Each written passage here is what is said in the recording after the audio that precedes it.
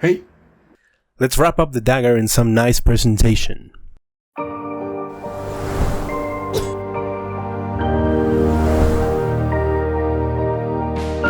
Alright everyone, I know I'm a bold-faced liar, but I need to tell you something.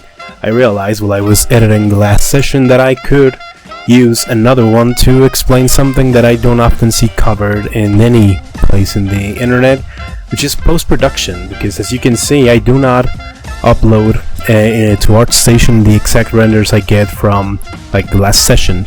So here we are in Photoshop, and very simple first steps, just a gray background and a white gradient from the top, on top of which I add a rectangle for the text, for the label, and well, start to write the text, my watermark if you will. This is already a little bit, well, it does have some premeditation. I do have some directives I want to follow, which of course are to use my same type of font, and then use the colors, which is the same gray I use for everything else pretty much. I already have the software logos, so I just need to import them, and now that everything is in place, I can start to play with the render itself. This was just the format. All of this was just to create a format, a label, as I said, a watermark that's gonna allow my renders to look more professional, because at the end of the day, if looks didn't matter, why do we have eyes? Yeah, we do have to make our best to make our things look the best possible, to look professional, to look, like you know what you're doing. But see, this is my effort, so now I'm starting with filters to the render, a little bit of saturation, less brightness, and more contrast for the colored ones. I think that gets the best look out of them. As you can see, the colors pop out a bit more, and it's less white. That's the purpose of decreasing the brightness.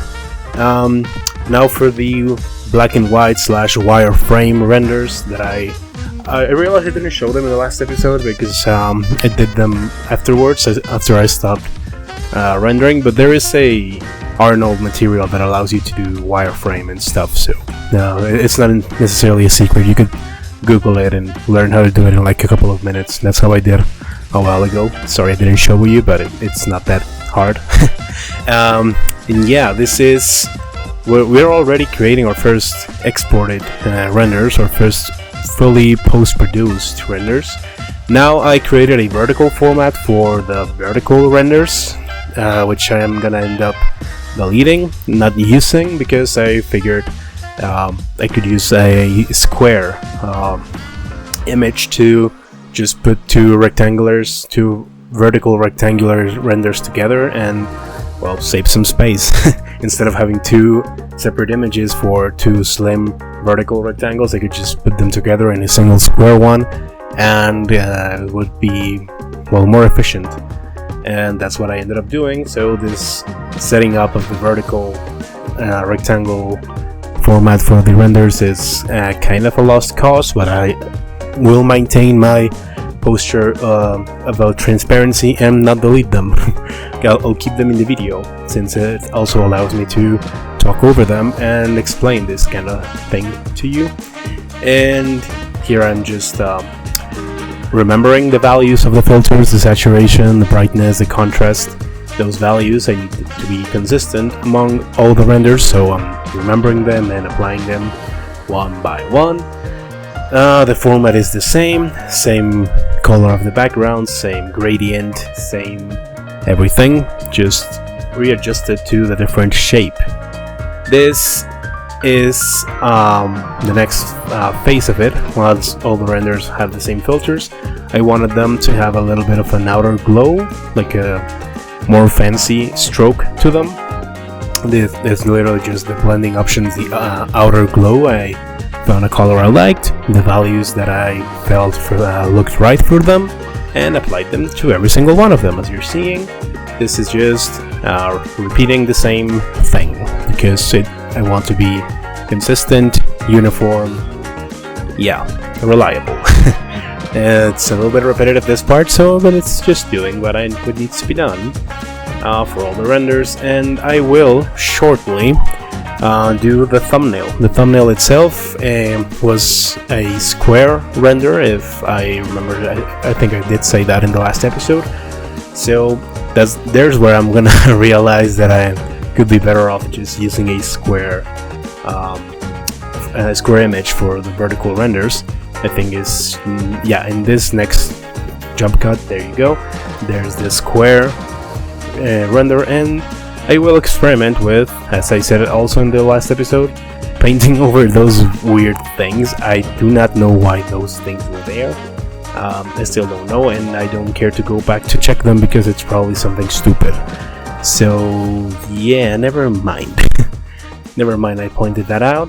I will paint over them for the main thumbnail if I remember correctly. So that's gonna be mitigated in that way. And what else is new for this? Yeah, as you can see there, painting, grabbing the different tones for the edges and sides to make it blend in as much as possible. I think I managed just that. Zoomed in, it's a little weird, but when you zoom out, it looks fine. So I'm glad with that.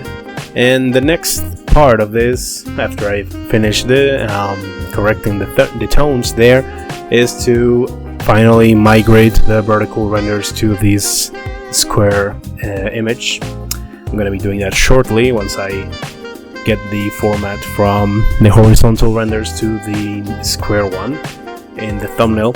And also, a little bit of a spoilery comment here.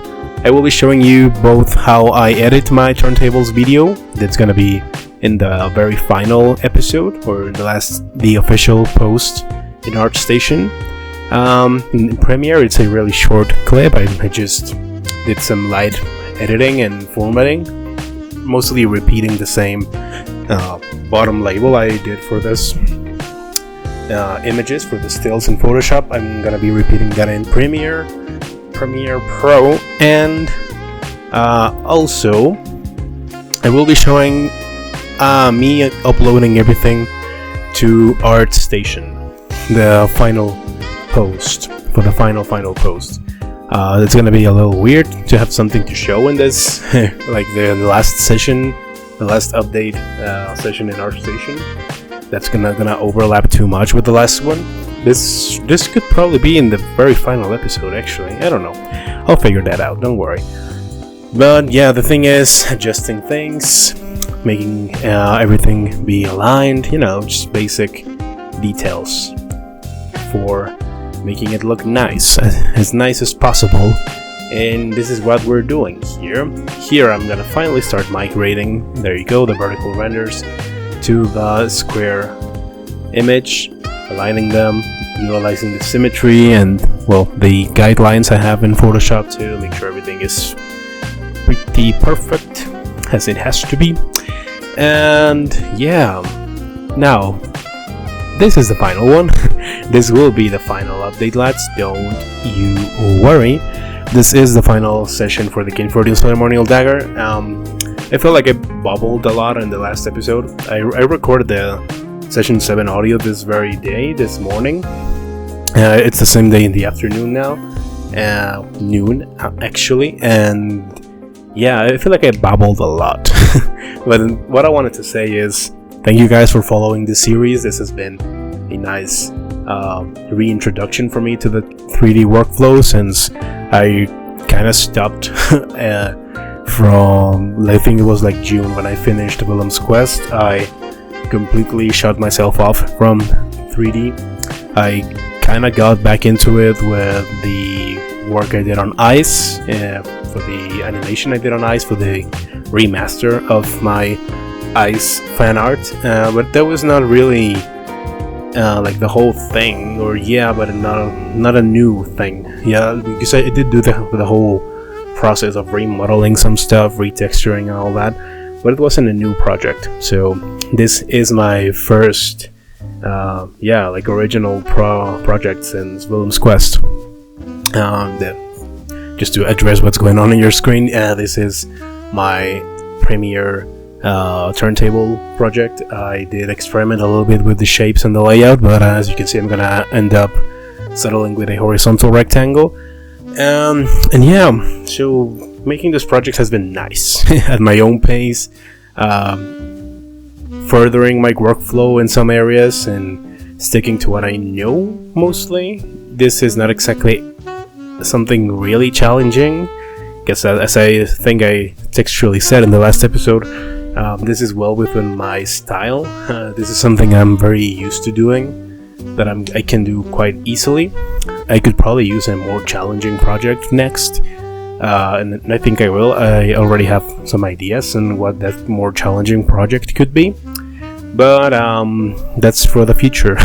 The next things coming up in the channel, 3D wise, are the Wilhem's Quest showcases. I'm gonna start with Wilhem, as I've said it. Like, I think it's the third session. I'm gonna start the showcases with Wilhem, and not 3D wise for the channel. Some civilization, some meet your leaders, some other content. This last month has been pretty much this project non-stop in the YouTube channel, and well, in every other place I post things at that. So a little bit of a change of pace. I also have some 3D commissions lined up that I'm gonna have to focus on up next. So yeah, this is the landscape of TrKz's lounge. As you can see there, I'm just adding some stroke to the software logos in Premiere. It's very simple, and I'm gonna be transitioning into uploading to ArtStation shortly. That's just the final preview of the turntable videos. Very nice. And there I am, ArtStation. As you can see, I'm recording this, uploading even before posting the 7th session. As I said, this is being done in the same day that pretty much all the work of the 7th session, in post-production wise, has been done. All the voice recording and the editing. So the session 7 is not yet published. So I'm gonna be showing you how I select the images, how I order them, the video, the name, how I fill the categories. That's very important. This has always been a hard surface prop weapon, so getting those 3 was pretty simple. The softwares I use for this, and the tags. One might think tags are useless because you just write stuff, but if they were useless, you wouldn't be able to even write them.